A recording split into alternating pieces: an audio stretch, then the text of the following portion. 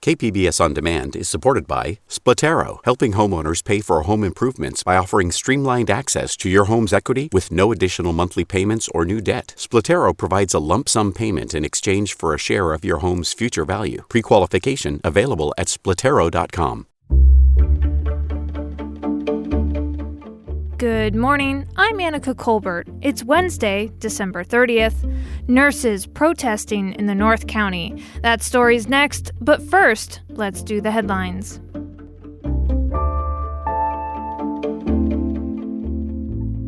State officials are extending stay-at-home orders for Southern California. That means San Diego businesses will remain shuttered for indoor operations. Intensive care capacity in the region is maxed out, and it doesn't show any signs of improving. In fact, says California Health Secretary Dr. Mark Ghaly, hospitals are planning for what's called crisis care. Meanwhile, San Diego County public health officials reported more than 2,500 new COVID-19 infections on Tuesday and 31 new deaths. San Diego Mayor Todd Gloria says he's reached an agreement to extend the city's contract with SDG&E until June. SDG&E's franchise agreement with the city, in place since 1970, runs out in mid-January and is currently being renegotiated. Gloria will bring his proposed extension for a vote at the city council meeting today. Tens of thousands of people have traveled through the San Diego International Airport over the holidays, and thousands more are expected to travel before the holidays are over. TSA says about 1.3 million moved through the nation's airports on Sunday. An airport spokesman told KPBS that the airport has taken multiple precautions to protect people. From KPBS, you're listening to San Diego News Now. Stay with me for more of the local news you need. KPBS On Demand is supported by UC San Diego's Art Power, presenting cellist Joshua Roman, performing from his album Immunity, alongside music by J.S. Bach and more. Sunday, June 22nd at UC San Diego's Epstein Family Amphitheater. Reserve your tickets at artpower.ucsd.edu.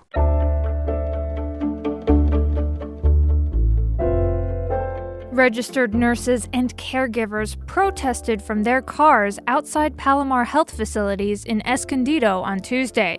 KPBS North County reporter Jacob Ayer has more. Nurses and caregivers with the California Nurses Association came together today to speak out against Palomar Health's recent move to get state approval to increase the number of patients some nurses can be assigned. Earlier this month, a street-side protest was held outside of Palomar Health Poway, where a single 12-bed mixed care unit was impacted by the change. Now, protesters took to their cars and horns to get their message across. Sue Phillips is a registered nurse at Palomar Health Escondido and a member of the California Nurses Association. She says a change to staffing ratios poses a health risk to both staff and patients. More nursing staff decreases mortality. So you can see if they add more patients to an already full load for a nurse, it's just not enough time in the day to try to take care of people. And this is not the time for anybody to ask for waivers to nurse to patient ratios. In response to Tuesday's protest, Palomar Health released a statement saying, "The waiver is approved by the California Department of Public Health and will only be used when necessary based on patient needs and volume. Hospitals across the state received the same waiver, and many are already operating under these permissions. We will continue to do everything we can to protect our staff and remain prepared for our community." Phillips says she is worn out from the influx of COVID-19 patients and nursing shortages, and that increasing nurse-to-patient ratios would worsen the situation. The most difficult part of my job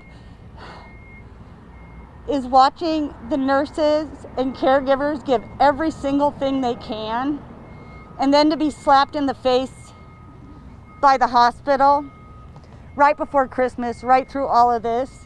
It is undeniably exhausting and emotional for me. Palomar Health says it is one of 170 hospitals in California that have applied for the same waiver.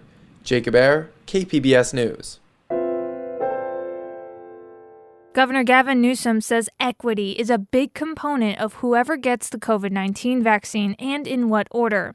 And Newsom had this to say when asked about the possibility of medical professionals either cutting ahead of others or using their positions to get friends or family vaccinated sooner. I just want to make this crystal clear. If you skip the line or you intend to skip the line, you will be sanctioned. You will lose your license. You'll not only lose your license, we will be very aggressive in terms of highlighting the reputational impacts as well. Newsom also says the majority of Californians are complying with current COVID-19 restrictions. This despite publicized incidents of restaurants, casinos, and other California businesses trying to organize large events under the radar. Coming up, we check in with Scripps Health and Sharp Grossmont in San Diego on how they're weathering the COVID-19 surge. That's next, just after this break.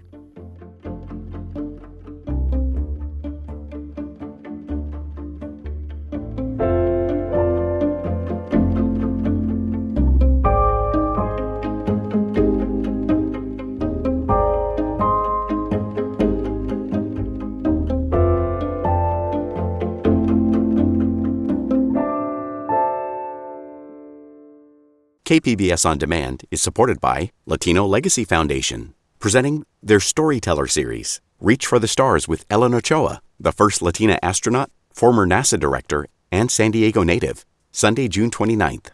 More at latinolegacyfoundation.org.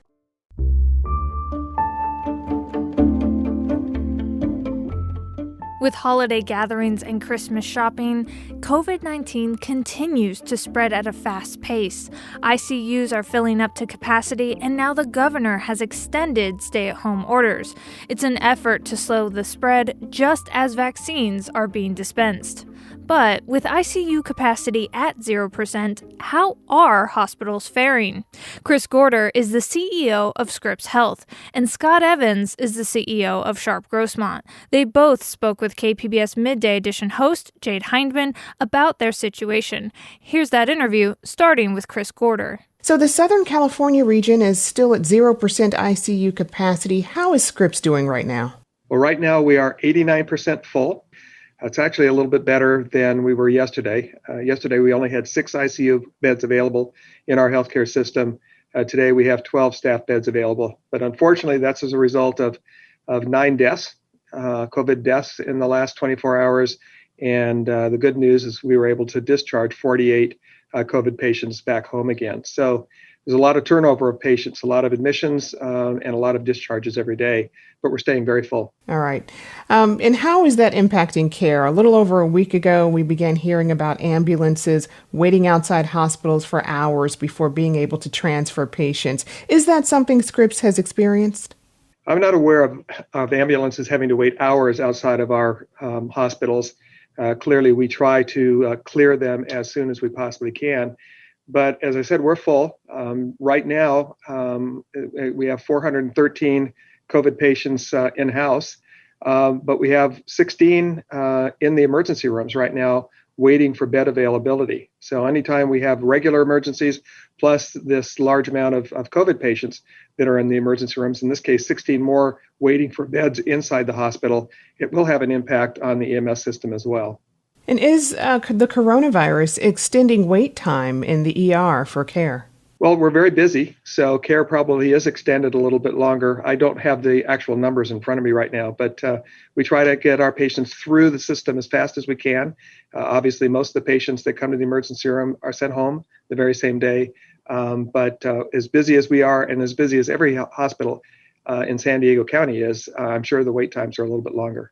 And has Scripps had to transfer patients to other hospitals to increase capacity at all? We transfer patients every day within our healthcare system. We have not had to transfer outside of our system. So every day we transfer non-COVID patients to open up capacity, primarily at Scripps Mercy Chula Vista and Scripps Mercy San Diego. So last night we transferred 3 COVID patients, 1 to La Jolla and 2 to Green Hospital. And are you accepting patients from other hospitals in the county? Well, we're a tertiary healthcare system with a trauma center. So We accept trauma patients from other hospitals every day. That's part of our responsibility. We are not accepting transfers, COVID transfers right now from outside of the county, Imperial County, for example. But we do accept trauma cases or cases that need a higher level of care from Imperial County. That happens on a regular basis. The last stay-at-home order went into effect on December 6th. At Scripps, have you started to see the impact of that order yet? Not really. We, saw a big surge after Halloween. We saw an even bigger surge as a result of Thanksgiving. Yesterday, for example, our COVID census went up by 26 patients. So that's actually a very large increase in our overall census. In the county, there's 1,590 COVID patients in our hospitals and our county hospitals right now, and that has been increasing every day for several weeks. So we haven't really seen a flattening out yet. And unfortunately, we anticipate another surge because of Christmas. And we expect a surge on a surge after New Year's, which is why we're pleading with everybody out there to try to stay at home, limit your travel, follow the guidelines, because we are maxing out hospital capacity in San Diego County. I've been speaking with Chris Van Gorder, CEO of Scripps Health. Thank you so much for joining us, Chris. My pleasure. Thank you. We turn now to Scott Evans, who is the CEO of Sharp Grossmont. He's joining us from the hospital's COVID vaccination clinic. Scott, welcome. Hi, good morning, Jane. How are you? Good, thanks. Can you tell me how staffing and capacity are holding up in your ICUs right now? Sure, absolutely. Well, it certainly has been rough, Jade. Right now, we're using 69 of our 75 ICU beds, of course, but many of those patients are extremely sick. The issue really isn't about physical beds. It's more about nursing.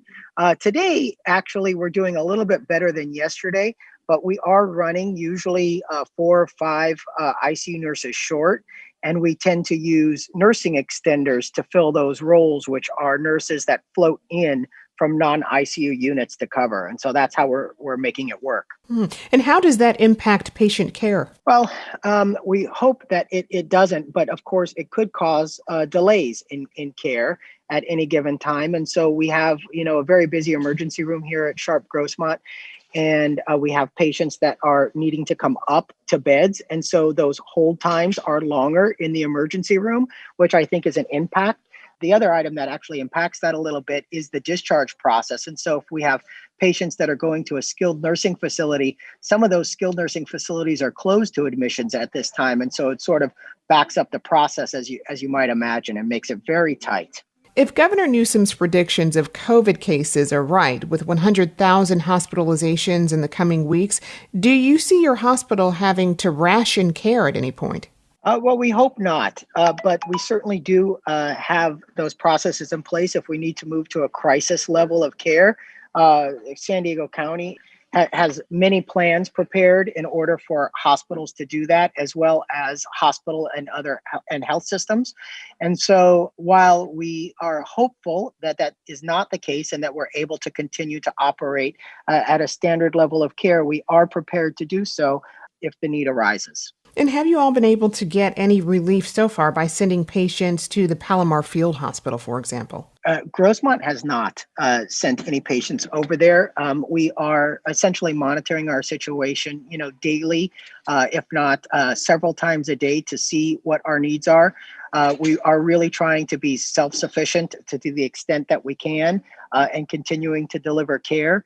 But we do know that is an available option if we do need to use it. And have you guys had to send any patients outside of Sharp? I'm not aware of any that we have yet. Okay. With scientists looking into a more contagious variant of this virus, are there ways you all can prepare for far more hospitalizations than what's being projected? Well, I think we're learning a lot right now, and we're certainly learning a lot about how to manage our capacity. And having been doing this now for several months, I think we're actually getting better at it. Although I will say that the exhaustion level is high with much of our staff. I think that the things that we're learning will absolutely inform us going forward, and so. We certainly are making sure that we always will have enough ventilators, we'll have enough ECMO machines, those type of things. And I think even as we're going forward on things like master campus planning, where we're looking at capacity for our hospitals, I think especially, I know at our hospital, we're certainly taking a stronger look to make sure that we're not minimizing any of the truly critical care areas in any plans going forward. People have thought for a long time that care is moving more outpatient, but we see that when a crisis and a pandemic like this develops, certainly that inpatient capacity is needed. And so I think that we're going to have to take a strong look at that. Is there anything you'd like for people to keep in mind as we continue in this pandemic? Yeah, I think, people keep saying this, but it is important to reiterate. We really do have to make sure that we're doing all of the things to keep ourselves healthy. When vaccination is available, we certainly want to make sure that folks are vaccinated. There's an order to that. And, we've vaccinated literally thousands of people now at Grossmont and across the Sharp system, of course. And I know other health systems are doing that. I think that social distancing and masking is extremely important, especially around the holidays. And I know that people are getting weary of that, but that is what works. And so we always want to make sure that people are doing that so that we're here to take care of them in the event that they have non-COVID related issues as well, like strokes and heart attacks, as you might imagine. That was Scott Evans, CEO of Sharp Grossmont, speaking with KPBS Midday Edition host Jade Hindman.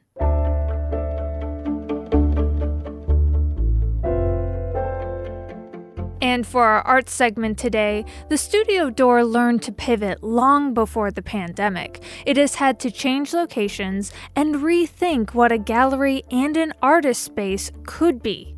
But with COVID-19 restrictions, arts organizations like the studio door have to find creative ways to stay operational. KPBS arts reporter Beth Accomando spoke with the studio door's Patrick Stillman for this pandemic profile. 5 years ago, Patrick Stillman opened the studio door in North Park as a place where art and commerce could intersect. But he encountered setbacks and had to close the business.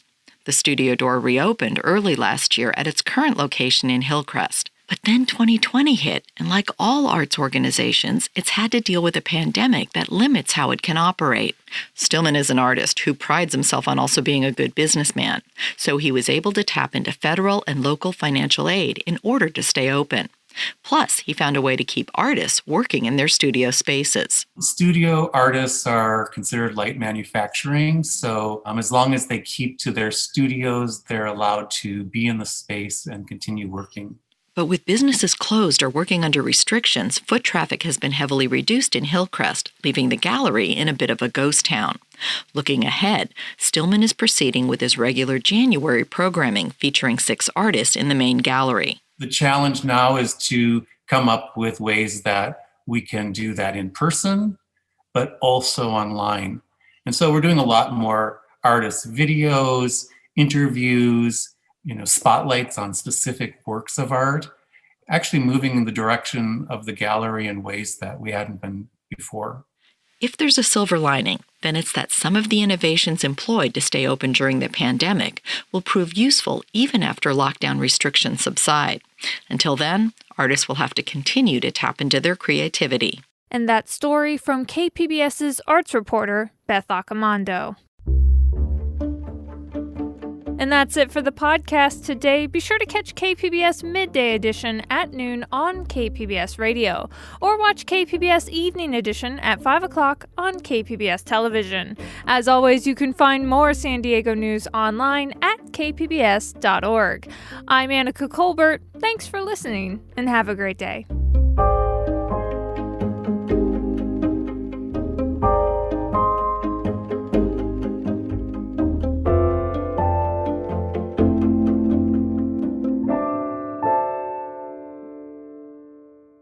KPBS On Demand is supported by Latino Legacy Foundation, presenting their Storyteller series, Reach for the Stars with Ellen Ochoa, the first Latina astronaut, former NASA director, and San Diego native, Sunday, June 29th. More at latinolegacyfoundation.org.